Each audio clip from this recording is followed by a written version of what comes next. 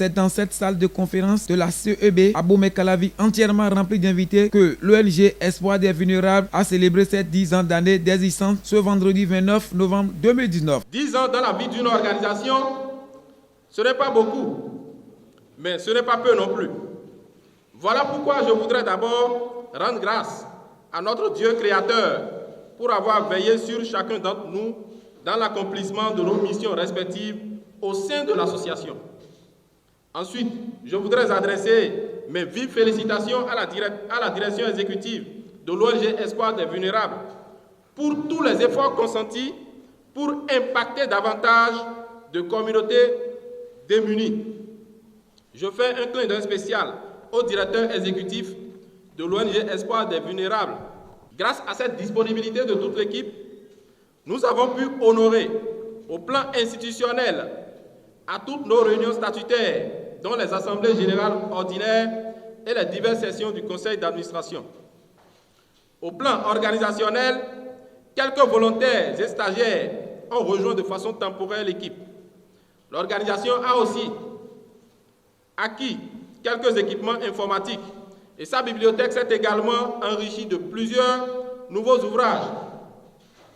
Au plan opérationnel, nos différentes actions ont permis de toucher plus de 27 608 bénéficiaires, dont 17 509 femmes, soit 63%, et 10 099 hommes, soit 37%. Tous nos 3 départements ont été fonctionnels et l'entrée au travail des différents chefs de département a permis d'atteindre des résultats encourageants qui vous seront présentés sous peu par les soins du directeur exécutif et les chefs de département. L'ONG Espoir des Vulnérables s'investit au quotidien dans le développement communautaire, la promotion du genre, la santé, la promotion sociale, l'éducation, la promotion du droit des enfants, l'hygiène, l'assainissement à la base et l'environnement. Aujourd'hui, nous sommes en train de commémorer les 10 années d'existence de cette ONG et nous avons voulu présenter nos activités aux différents partenaires. D'accord? Donc certains partenaires sont là, nous avons voulu présenter nos activités aux structures étatiques qui nous accompagnent dans la mise en œuvre de nos projets. Et c'est pour cette raison que nous avons organisé cette cérémonie pour partager avec eux tout ce que nous avons fait depuis une dizaine d'années. Durant ces 10 ans, plusieurs actions sont menées dans tous les domaines sur tout le territoire national du Bénin. De l'année 2009 à l'année 2019, le pas est franchi. Et comme c'est généralement le cas, 2020 s'ouvre à nous avec son lot de promesses, mais également de défis.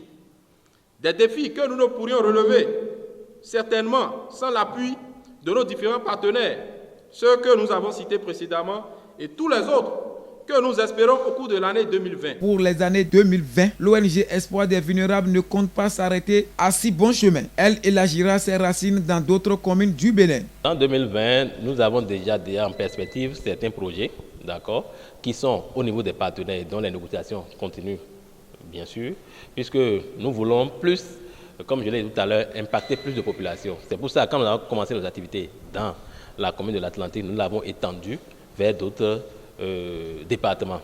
Et pour 2020, nous envisageons maintenant atteindre le département du Koufo, plus précisément la commune d'Aplakoui, où nous voulons travailler à l'amélioration de la santé communautaire des populations et à lutter contre le VIH-Sida.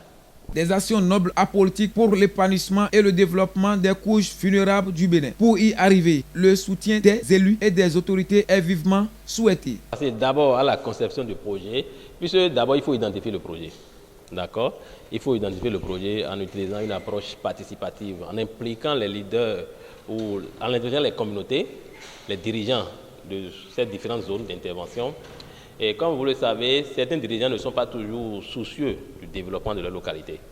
Et quand vous vous rapprochez d'eux pour quand même qu'ils vous aident à quand même identifier les projets, ils ne sont pas toujours très coopératifs. Et donc, parfois, nous avons des difficultés d'ordre administratif et qui, ma foi, nous empêchent quand même de bien élaborer les projets. Maintenant, pour la mise en œuvre, quand vous arrivez quand même à finaliser le projet, à obtenir le financement. Et pour mettre en œuvre ce projet, pour certains certaines autorités locales, c'est comme si, bon, on pense que les ONG ne font pas bien le travail et qu'ils vont juste prendre l'argent. Et donc, quand on vient avec un projet, c'est comme si vous avez déjà trouvé de l'argent et qu'ils doivent bouffer aussi. Alors que les fonds sont destinés à des activités bien précises. Et donc, si ce n'est pas du côté souvent administratif, c'est-à-dire les organisations locales qui doivent nous accompagner pour mettre en œuvre nos projets, c'est à ce niveau que nous rencontrons quelques difficultés. Sinon, pour la mise en œuvre pratique du projet, nous avons l'équipe compétente qu'il faut pour exécuter les différentes tâches que nous menons. Donc, le seul souci que je rencontre souvent, c'est par rapport aux autorités locales, aux élus locaux qui ne comprennent pas encore l'enjeu du développement et qui souvent prennent des ONG comme des gens qui viennent quémander, qui ne pensent pas que les ONG sont là pour accompagner le développement, les plans mis en œuvre par l'État. Ils ne pensent pas souvent que nous sommes là pour les accompagner dans leur développement. Et parfois, ils nous mettent les bâtons dans les roues. À l'endroit des partenaires, les responsables ne tarissent pas de remerciements et demandent à toute personne de bonne volonté à associer l'ONG. Au nom de l'ONG Espoir des Vulnérables et en mon nom propre, je voudrais inviter nos partenaires privilégiés que je viens de nommer à nous faire davantage confiance. Je prends ici l'engagement solennel que nous n'allons pas vous décevoir. Ensemble, travaillons pour l'amélioration des conditions de vie des femmes, des enfants défavorisés et des personnes handicapées. Nous ne pouvons rien sans le soutien financier, l'appui financier de nos partenaires. Et quand je parle de partenaires, nous en avons aussi bien à l'international qu'au niveau national. Au niveau international, pas mal de partenaires nous ont soutenus, que ce soit en Belgique, en France, en Angleterre. Donc, ces gens nous ont fait confiance et nous accompagnent dans la mise en œuvre de nos projets.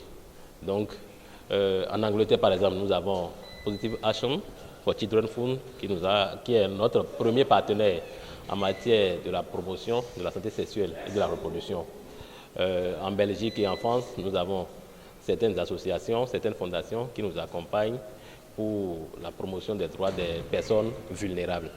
Donc voilà, je peux citer de France en Belgique, je peux citer l'association belge ECA, la fondation SIDES, la fondation Schumann Trophy, tous ceux-là qui nous accompagnent pour la mise en œuvre du projet. Au niveau national, nous avons 2 ambassades, l'ambassade des États-Unis, l'ambassade du Japon et AMSES Bénin, qui est une structure locale, mais qui est appuyée par des partenaires belges et qui sert d'intermédiaire entre nous, ONG, et ces partenaires belges-là. Donc voilà, au niveau national, nous avons 3 principaux partenaires qui nous accompagnent pour les activités que nous menons. Nous recommandons au public de nous soutenir, surtout aux agents locaux. Et entendez les agents des communes, des mairies. Puisque nous travaillons pour la communauté, il faudrait qu'ils nous facilitent la tâche.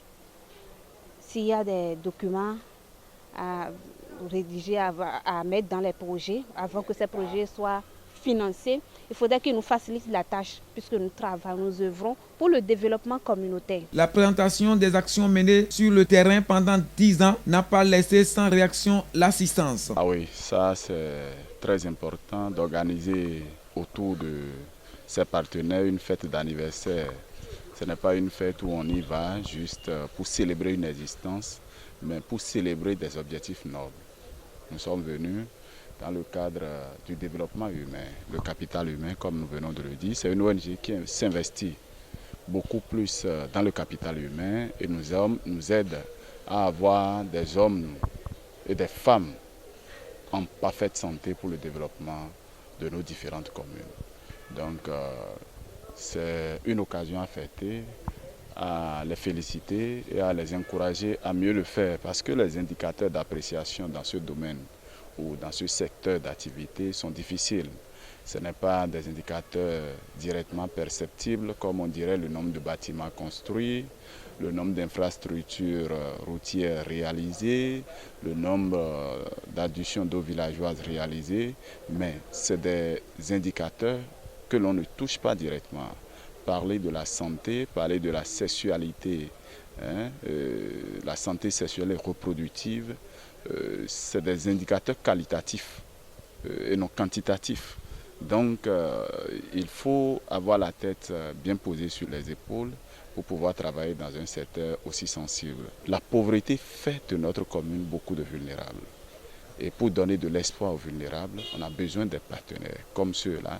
Donc, c'est à juste titre qu'ils ont porté le nom d'espoir des vulnérables. C'est des vulnérables qui sont chez nous et ils nous aident à leur donner de l'espoir. Nous sommes venus juste rehausser les manifestations du 10e anniversaire de l'ONG. Ils viennent de célébrer leurs 10 ans d'existence. 10 ans, c'est pas peu. Donc, ils ont fait du chemin avec des résultats aussi bien que des défis. C'est juste d'exhorter tous les partenaires qui sont présents de continuer à soutenir l'ONG dans sa mission et dans sa vision de travailler à donner d'espoir aux vulnérables. Vous savez que les menaces qui nous entourent, les menaces d'extrémisme violent et autres, se fondent sur ces facteurs de vulnérabilité au niveau des populations pour exercer. Et si nous voyons cette prolifération de ces menaces à nos portes, il est important de travailler sur ces facteurs de vulnérabilité. Et c'est à cette tâche que se donne l'ONG Espoir de Vulnérables. Donc j'inviterai chacun des partenaires ici présents à soutenir l'ONG dans sa vision. Pour le bien-être de la couche vulnérable au Bénin, l'ONG Espoir des Vulnérables s'engage à faire parler d'elle au-delà des frontières.